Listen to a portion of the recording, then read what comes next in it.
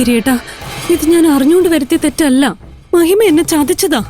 അതിന്റെ പേരിൽ എന്നെ ആ വീട്ടിൽ നിന്ന് പുറത്താക്കിപ്പിക്കരുത്.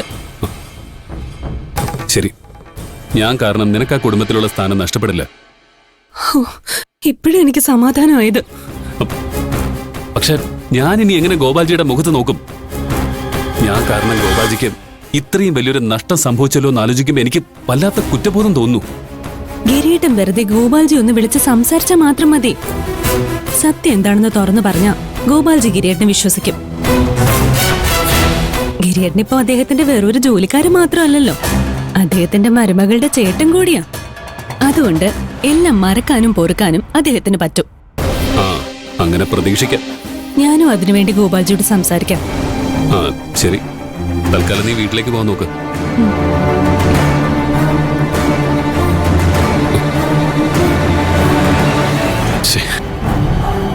ഞാനിനി എങ്ങനെ ഗോപാൽജിയെ വിളിക്കും? നടന്ന കാര്യങ്ങള് ഞാൻ എങ്ങനെ ഗോപാൽജിയോട് പറയും?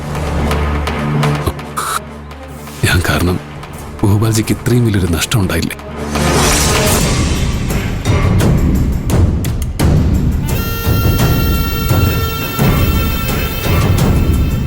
മഹിമയെ കൊണ്ടുള്ള ശല്യം വല്ലാതെ കൂടുന്നുണ്ട്. അവളുടെ കാര്യത്തില് എന്തെങ്കിലും ഒരു തീരുമാനം ഉണ്ടാക്കണം. ഇങ്ങനെ നമ്മളെ എതിർക്കാൻ നോക്കുന്നവരെല്ലാം തീർക്കാൻ നിന്നാലേ നമുക്ക് അതിന് മാത്രമേ സമയം കാണൂ. കാര്യങ്ങൾ ഏറ്റെടുത്ത് ചെയ്യാൻ വലിയ ആവശ്യമായിരുന്നല്ലോ. എന്നിട്ടിപ്പോ ഇങ്ങനെയുള്ള പ്രശ്നങ്ങൾ വരുമ്പോ പേടിച്ച് ഓടാൻ നിന്ന് എങ്ങനെ ശരിയാവും? ഞാൻ പേടിച്ച നിന്നോടാരാ പറഞ്ഞേ? ഒന്ന് നിർത്തുന്നുണ്ടോ? എത്ര കോടി രൂപയുടെ നഷ്ടം സംഭവിച്ചെന്ന് നിങ്ങൾക്ക് വല്ല ധാരണയുണ്ടോ? ഇവളെ ഡാഡി കമ്പനിയുടെ ഉത്തരവാദിത്തം ഏൽപ്പിച്ചപ്പോഴേ അതിനെക്കുറിച്ച് ചിന്തിക്കേണ്ടതായിരുന്നു. ഒന്ന് നിർത്താനല്ലേ എന്നോട് പറഞ്ഞേ?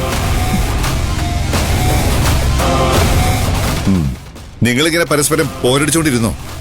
ആ മഞ്ജു മഹിമ ഒത്തുകളിച്ച് നമ്മളിങ്ങനെ തകർത്തോണ്ടി